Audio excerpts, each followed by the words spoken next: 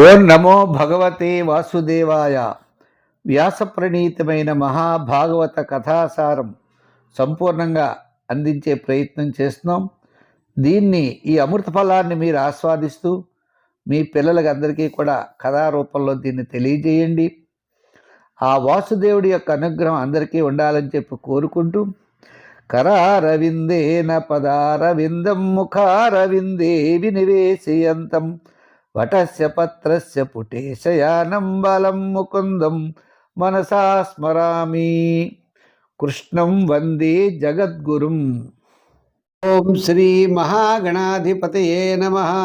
ఓం నమో శ్రీలక్ష్మీ వెంకటేశ్వర స్వామినే నమః. ఓం నమో భగవతే వాసుదేవాయ.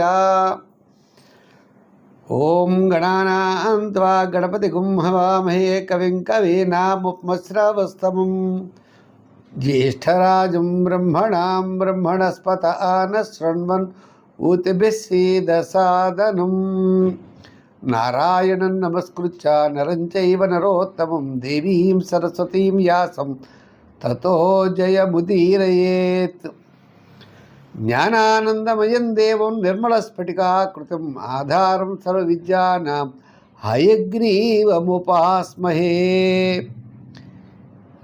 ఈ ఉత్తరాసురుడు అనే రాక్షసుడు బయలుదేరాడు. ఈ రాక్షసుడిని సంహరించాలంటే ఎలా? ఈ ఉత్తరాసురుడు అనే రాక్షసుడు ఎలా వచ్చాడంటే, దేవతల గురువైనటువంటి బృహస్పతి ఒకసారి దేవతల చేత అవమానించబడి, అంటే ఈ గురువుగారు వెళ్ళేటప్పుడు ఇంద్రుడు భార్య సింహాసనం నుంచి లేవలేదు. మిగిలిన వాళ్ళంతా లేచారు. ఆయన లేవకపోయేప్పుడు కదా అవమానంగా భావించినటువంటి గురువు అయిన బృహస్పతి ఆ ఇంద్రసభను వదిలి వెళ్ళిపోయాడు. అయ్యో చాలా తప్పు చేశారని వీళ్ళంతా వెళ్ళి ఆ బృహస్పతి కాళ్ళమే పడదాం అనుకునేప్పటికీ అక్కడ ఆ బృహస్పతి కనపడలేదు. అంటే ఆయన యోగమాయ చేత మాయమైపోయారు అక్కడి నుంచి. అంటే ఎలాగ వీళ్ళు వస్తారు, వచ్చిన తర్వాత మనం ఎందుకులే అని చెప్పి అనుకుని ఆయన ఏం చేశారంటే, యోగమాయ చేత వీరికి కనపడలేదు. సరే, మరి గురువు లేకపోతే ఏమవుతుంది? ఈ విషయం రాక్షసులకు తెలిసింది. రాక్షసుల యొక్క బలం పెరిగింది. పెరిగేటప్పటికి రాక్షసులు ఏం చేశారంటే, వెంటనే శత్రుశాలను తీసుకుని దేవతల మీద దండెత్తి దేవతల యొక్క సంపదలన్నీ కూడా అపహరించారు. అపహరించేటప్పటికీ దేవతల బలం తగ్గింది. మళ్ళీ దేవతలంతా బాధపడి అడిగారు, సరే బ్రహ్మగారి దగ్గరికి వెళ్ళి మరి ఇలా జరిగింది, ఏం చేయాలంటే, విశ్వరూపుడు అనే ఒక అతను ఉన్నాడు. త్వష్ట ప్రజాపతి యొక్క కుమారుడు, త్వష్ట యొక్క కుమారుడు అన్నమాట విశ్వరూపుడు. ఆ విశ్వరూపుడు మీరు గురువుగా ఎన్నుకోండి అన్నాడు. సరే, బ్రహ్మ చెప్పిన ఆజ్ఞ ప్రకారం విశ్వరూపుడి దగ్గరికి వెళ్ళి ఆయన్ని పొగిడి బాబు రమ్మన్నారు. కానీ ఇక్కడ ఒక మాట చెప్పాడు. విశ్వరూపుడు వేదాలు అధ్యయనం అన్నీ కూడా బ్రహ్మాండంగా చేశాడు, జ్ఞానం కలిగినవాడు, చాలా గొప్ప జ్ఞానవంతుడు, దేవతలకు గురువు అవడానికి తగినటువంటి సమర్థత కలిగినవాడు. కానీ ఒక్క మైనస్ ఉంది. ఆ విశ్వరూపుడు తల్లి రాక్షసే, రాక్షస కులంలో పుట్టేవాడు. ఇదేయా మరి, అంచేత మీరు ఆలోచించండి అని ఇంకేం చేస్తారు, ఆ విశ్వరూపుడి దగ్గరికి వెళ్ళి గురువుగా రమ్మన్నారు. వచ్చాడు. ఆ విశ్వరూపుడు గురువుగా ఉండి యజ్ఞయాగాది క్రతువులన్నీ వీరికి చేస్తూ ఉండగా గురువుగా ఆయనకి 3 తలలు ఉన్నాయి. ఒక తల ద్వారా ఆ యజ్ఞం చేసేటప్పుడు అవిశ్వల్ని తల్లి మీద ప్రేమ కొలిది రాక్షసులకి ఇచ్చేవాడు. ఇంతకుముందు ఏం జరిగింది అంటే, త్వష్ట యొక్క కుమారుడు విశ్వరూపుడు కదండి, ఇంద్రుడికి నారాయణ కవచాన్ని చెప్పాడు. ఆ నారాయణ కవచం ఉంటే అందరినీ జయించవచ్చు. అటువంటి అత్యద్భుతమైన కవచం ఇంద్రుడు పఠించి రాక్షసుల్ని ఓడించి ఆ సంపదలన్నీ మళ్ళీ తిరిగి తెచ్చుకున్నాడు. తెచ్చుకున్న తర్వాత యజ్ఞయాగాది క్రతువులు జరిగినప్పుడు ఈ త్వష్ట కుమారుడైన విశ్వరూపుడు 3 తలలు కలిగిన వాడు కదండి. ఓ తలతో ఆయన పానతలతో రాక్షసులకి హవిస్సుని ఇచ్చేసేవాడు. ఇచ్చేటప్పుడు ఈయనకి చాలా కోపం వచ్చేసింది. వెంటనే 3 తలలు కూడా నరికేశాడు. యజ్ఞం జరుగుతోంది, వెంటనే ఆయన ఆయుధం తీసుకుని ఆ విశ్వరూపుడు యొక్క గురువు యొక్క 3 తలలు నరికేశాడు. అది బ్రహ్మహత్యా దోషం వచ్చింది.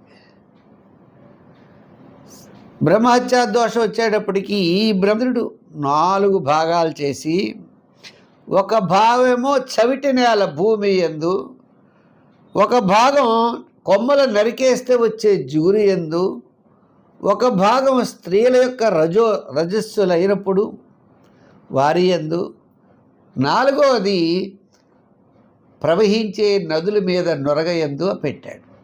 ఈ 4 పాపాలు అలా బ్రహ్మహత్యా పాపాన్ని 4 భాగాలు చేసి ఈ పాపం ఈ విధంగా పెట్టడం జరిగింది. ప్రజాపతి కొడుకు విశ్వరూపుడు కదండి. త్వష్ట ప్రజాపతికి చాలా కోపం వచ్చింది.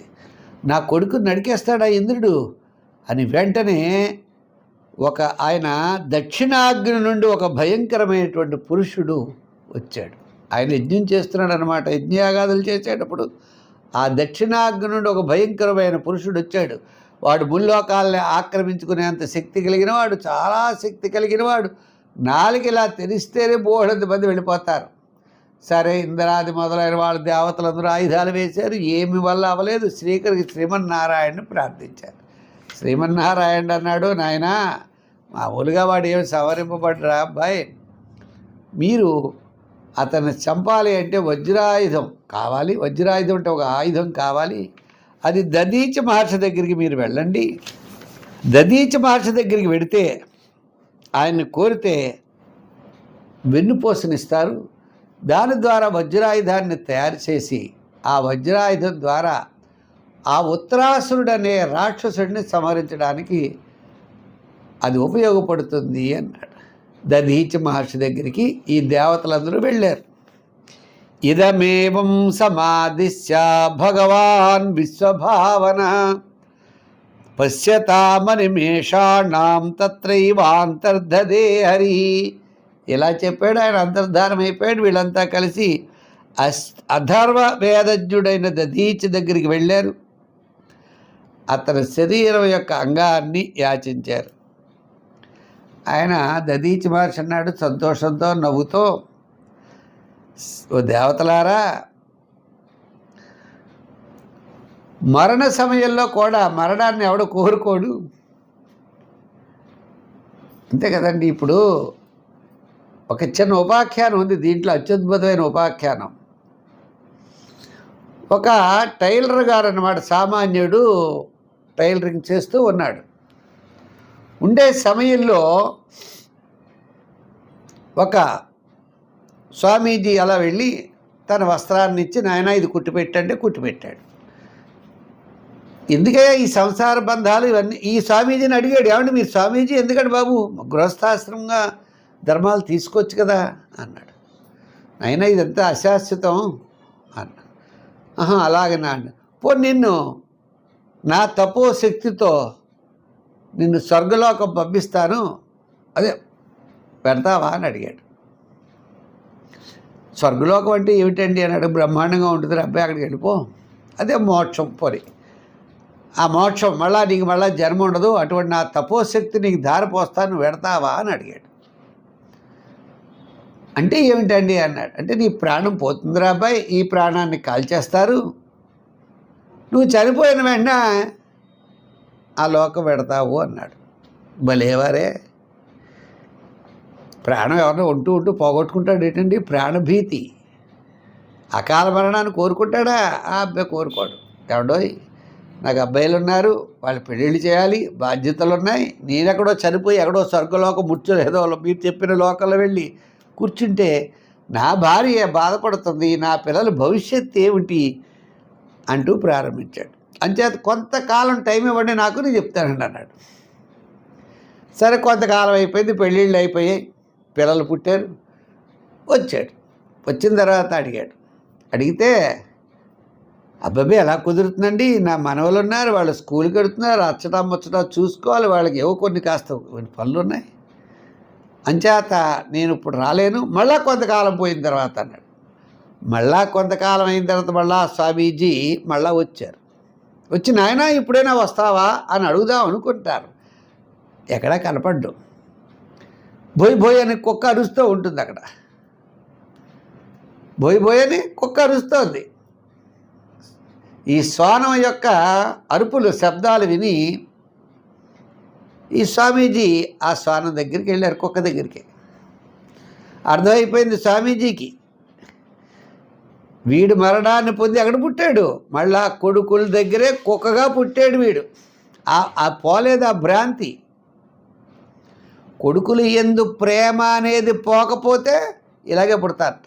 అంచేత అంత్య సమయంలో కూడా కొడుకులు కొడుకులు కొడుకులు అనుకుంటే ఆ కుక్కగా వాళ్ళ ఇంటి దగ్గర పుట్టాడు. పుట్టి మళ్ళా స్వామీజీ ఇలాగ వాడి తపశ్శక్తి చేత వాడి జ్ఞానాన్ని ఇచ్చి, నాయనా ఇప్పుడు వస్తావా అని అడిగారు ఆ కుక్కని. ఇప్పుడు ఎలా వస్తానండి, నా కొడుకులకి ఏమీ తెలియదు, నా భార్య పిచ్చింది, దానికి అసలు ఏమీ తెలియదు, కాస్త ఇప్పుడు రాత్రి అరుస్తూ ఉంటే ఏ దొంగలో రారండి, నా కొడుకు ఎక్కువ ఇళ్ళకి కాపలా కాయడానికి నేను ఇక్కడ ఉండిపోయాను, నాకు ఏ వద్దండి అన్నాడు. అంటే చెప్పారు, మరి ఈ మానవులు కలియుగం అంతే నాన్న, మానవులు ఉన్నంతకాలం నాన్నగారు అమ్మగారు అంటారు, వాళ్ళు మరణాన్ని పొందిన గంటకే మళ్ళీ అందరూ ఎవరికి వాళ్ళు కాఫీలు టిఫిన్లు అందరూ తింటూ ఉంటారు నాన్న, బెంగ ఎవరు పెట్టుకోరు. ఒక రోజు బాధపడతారు, 2 రోజులు బాధపడతారు, 3వ రోజు దగ్గర నుంచి ఫోటో ఎలా పోయారు నాన్నగారిని వచ్చిన వాళ్ళకి అందరికీ చెప్తూ ఉండడం, కాఫీలు ఇవ్వడం, టిఫిన్లు ఇవ్వడం. 10 రోజులు పోయిన తర్వాత లీగల్ ఎయిర్స్, ఆస్తులు, పంపకాలు, గొడవలు, దెబ్బలాట్లు, నాకు తక్కువ ఇచ్చారు నీకు ఎక్కువ ఇచ్చారని, లేని వాళ్ళైతే లేకుండా చనిపోయారని, అప్పులు వాళ్ళైతే అప్పులు ఇచ్చిపోయారని, ఇలా ఏముందయ్యా మానవుడు, చాలా దుర్మార్గులయ్యా అన్నాడు. అబ్బాబ్బా ఏమీ కాదండి అన్నాడు. సరే నీ కర్మ నేనేం చేస్తాను, మళ్ళీ వెళ్ళొస్తా అని చెప్పి ఆ స్వామీజీ వెళ్ళిపోయారు. మళ్ళీ వెళ్ళిన తర్వాత మళ్ళీ కొంతకాలానికి వచ్చారు. ఏమంటే ఇక్కడ కుక్క ఉండాలి, ఏమందండి కుక్క లేదండి, ఈ మధ్యన కుక్క కూడా స్వర్గస్థురాలు అయిపోయింది, మరి వయసు అయిపోతే కుక్క ఎన్నేళ్ళు బతుకుతుందండి, కుక్క చనిపోయింది అన్నారు. అలా చూశారు. వాడున్న ఇల్లు పాత ఇల్లు అయిపోతే ఆ కొడుకులు ఆ పాత ఇల్లు వదిలేసి పక్కింట్లో ఉంటున్నారు, ఆ పాత పాడు పడిపోయిన ఇల్లు ఉంది.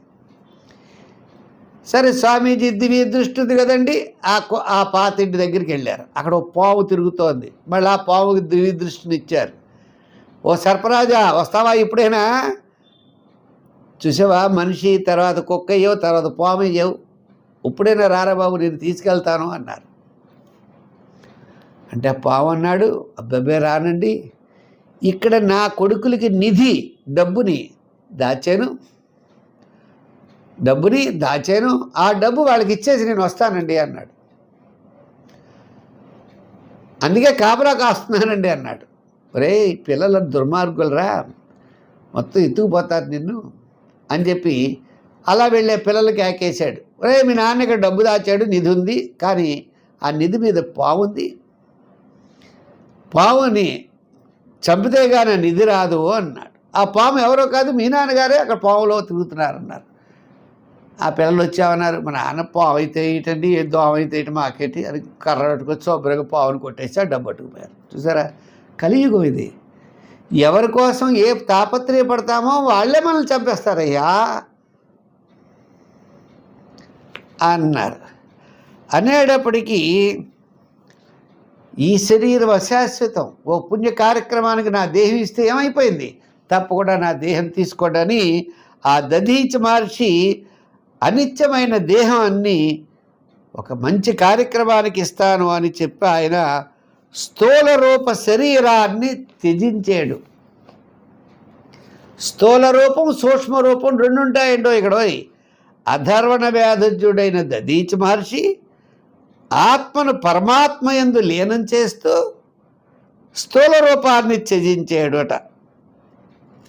అయితే వివిధమైనటువంటి బంధాలు కూడా తెగిపోతాయ్యా.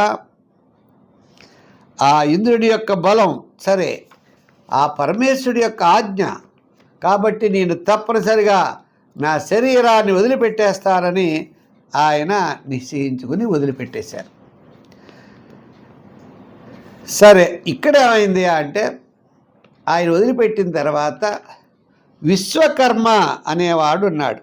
అస్థిత పరమం యోగం నదేహం బుబుదే గతం అథేంద్రో వజ్రముద్యమ్య నిర్మితం విశ్వకర్మణ మునే సుక్తిభిరుత్సక్తో భగవత్సేజసాన్విత. ఆ దధీచి మహర్షి యొక్క ఎముకల ద్వారా ఒక ఆయుధాన్ని, వజ్రాయుధం అంటామనుకోండి, అటువంటి ఆయుధాన్ని విశ్వకర్మ తయారు చేసి సిద్ధపరిచి ఇంద్రుడికి ఇచ్చాడు వజ్రాయుధాన్ని. సరే, ఆ ఇంద్రుడు ఆ వజ్రాయుధాన్ని తీసుకుని వృతో దేవగణై సర్గై గజేంద్రో పర్యశోభత స్తూయమానో మునిగణై త్రైలోక్యం హర్షయన్నివా. ముల్లోకాలు సంతోషించాయి. ఆ ఉత్తరాసుడనే రాక్షసుడు లోకాలన్నీ గడగడలాడించేస్తున్నాడు. ఆ ఉత్తరాసుడిని సంహారం కోసం దధీచి మహర్షి తన శరీరాన్ని త్యాగం చేశాడు. ఆ దధీచి మహర్షి యొక్క ఎముకల ద్వారా ఒక అత్యద్భుతమైన ఆయుధాన్ని విశ్వకర్మ తయారు చేశాడు. ఆ విశ్వకర్మ తయారు చేసిన ఆయుధాన్ని దేవేంద్రుడు ధరించాడు. ఆయన ఉత్తరాసురుణ్ణి, ఆ దైత్య సేనావాహిని సన్నద్ధం చేసి యుద్ధానికి సిద్ధమయ్యాడు దేవేంద్రుడు. ఎందు గురించని అంటే ఆ ఉత్తరాసురుని సంహారం జరగాలి. ఈ లోపల మన రాజుగారు ఎవరు? ఇంద్రుడు. ఆ వజ్రాయుధాన్ని చేత పట్టుకున్నాడు, ఐరావతాన్ని అధిష్ఠించాడు. రుద్రులు, వసువులు, ఆదిత్యులు, అశ్వినీ కుమారులు, పితృగణాలు, అగ్ని మరుద్గణాలు, అలాగే సాధ్యులు, విశ్వదేవతలు మొదలగు వారంతా కూడా వారి వారి తేజస్సులతో ఇంద్రుడికి తోడుగా నిలిచారు. యుద్ధం అంటే రాజుగారు ఒక్కరే పెడతారేటండి. రాజుగారితో పాటు 100 మంది వాళ్ళ రథసారథులు, రథానికి వాళ్ళు, అమళ గజబలం, అశ్వబలం, ఇలా వారి వారి పూర్వకాలం రాజులు యుద్ధానికి వెళ్ళేప్పుడు 3 మంది కూడా తీసుకుని వెళ్ళేవారు. అలా దేవేంద్రుడి గణాలన్నిటితో కలిసి యుద్ధానికి బయలుదేరాడు. ఇంకా ఎవరికి వాళ్ళు యుద్ధం బాగా రెచ్చిపోతూ ఉన్నారు. శంబరుడు, అనర్వుడు, ద్విమూర్ధుడు, వృషభుడు, అంబరుడు, హయగ్రీవుడు, శంకుశురుడు, విప్రచిత్తి, అయోముఖుడు మొదలైన వారంతా కూడా మంచి మంచి ఆభరణాలు ధరించి, రాక్షస జనులు కూడా కొంతమంది దేవేంద్రుడి యొక్క సేనని ఎదుర్కొన్నారు. రాక్షస సేన భయంకరంగా యుద్ధం చేస్తోంది. దేవతల సేన దానికి ధీటుగా యుద్ధం చేస్తోంది. ఇలా ఒకరు అన్ని వైపుల నుండి కూడా అడ్డగిస్తున్నారు.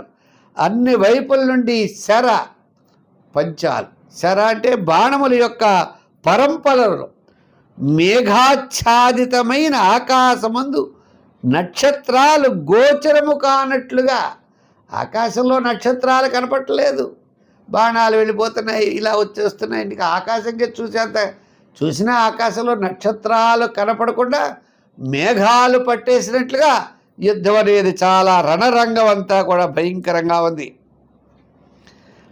దైత్యుల యొక్క అస్త్రశస్త్రాలు దేవతల సైన్యములు దరిదాపులకు కూడా రాలేకపోతున్నాయి. అంత యుద్ధం జరుగుతోంది. ఆకాశమునందే మొక్కలు చేసేస్తున్నారు. రాక్షసులు బాణాలు వేస్తున్నారు దేవతల మీదకి. దేవతల బాణాలు వేసి మీదకి రానివ్వకుండా ఆకాశం గాల్లోనే వాటిని ముక్కలుగా చేసేస్తున్నారయ్యా. పర్వత శిఖరాలు, వృక్షాలు, బండరాలను కూడా వాళ్ళ సైన్యంపై వచ్చి విసిరేస్తున్నారు రాక్షసులు. ఏం చేస్తారు? ఈయన బాణాలు వేస్తుంటే ఇవన్నీ పోతాయి. ఇంకా ఏం చేశారంటే కొండలు గుట్టలు ఎక్కారు, ఆ చెట్లు పాడేస్తున్నారు, రాళ్ళు పాడేస్తున్నారు. ఈ విధంగా చిన్న భిన్నం చేసేస్తున్నారు.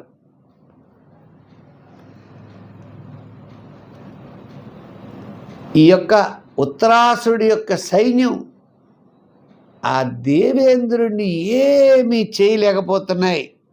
వారికి ఏమిటి అంటే భగవంతుడి యొక్క అనుగ్రహం వారికి ఉన్నది. మరి ఇటువంటి సమయంలో ఇద్దరికీ కూడా భయంకరమైనటువంటి ఉత్తరాసుడికి దేవతలకి భయంకరమైనటువంటి యుద్ధం జరుగుతోంది. సరే, ఒకరు నిందించుకుంటున్నారు. దేవేంద్రుడు వజ్రాయుధాన్ని ధరించి దేవతల సేన ఓ పక్క, ఉత్తరాసుడు ఓ పక్క, ఆయన రాక్షస సేన, భయంకరమైనటువంటి యుద్ధం జరుగుతోంది. మరి ఇదివరకు యుద్ధానికి ఇప్పుడు యుద్ధానికి తేడా ఏమిటంటే, ఆ ఉత్తరాసురుడు మరి ఇంద్రుడి దగ్గర వజ్రాయుధం ఉన్నది, ఆ వజ్రాయుధము ఉన్నది, దైవబలం ఉన్నది. ఇక్కడ ముఖ్యమైన విషయం గ్రహించవలసింది అది. వీళ్ళంతా కూడా శ్రీమన్నారాయణ్ణి ప్రార్థిస్తే శ్రీమన్నారాయణుడు ఏమన్నాడు, మీరు దధీచి మహర్షిని అడగండి, ఆయన శరీరం త్యజిస్తారు, తద్వారా మీకు ఆయుధం తయారవుతుంది, ఉత్తరాసురుని సంహరించడానికి నేనెప్పుడు మీకు రక్షగా ఉంటాను అని చెప్పి శ్రీమన్నారాయణుడి యొక్క రక్షణ ఉండడం ద్వారా వీళ్ళు యుద్ధం బాగా చేస్తున్నారు. ఇప్పుడు అంతే కదండి, మనకు వెనకాల ఒక బలం ఉందనుకోండి, ధైర్యం. ఆ ధైర్యం ఏం చేస్తారు అంటే యుద్ధం అత్యద్భుతంగా సాగుతోంది. ఈ విధంగా వారి యొక్క యుద్ధం అసలు ఆకాశంలో చిన్న వస్తువు కూడా కనపడలేదట, అంత భీకరమైన యుద్ధం దేవతలకి రాక్షసులకి జరుగుతోంది. మరి రేపటి రోజున ఈ దేవేంద్రుడు ఆ ఉత్తరాసుడిని ఏ విధంగా సంహరించాడు, ఉత్తరాసుడి యొక్క అభిప్రాయం ఏమిటి, మరి ఆ ఉత్తరాసుడు ఏమన్నాడు, ఇటువంటి విషయాలన్నీ కూడా రేపు ఉపాఖ్యానంలో మనం తెలుసుకుందాం.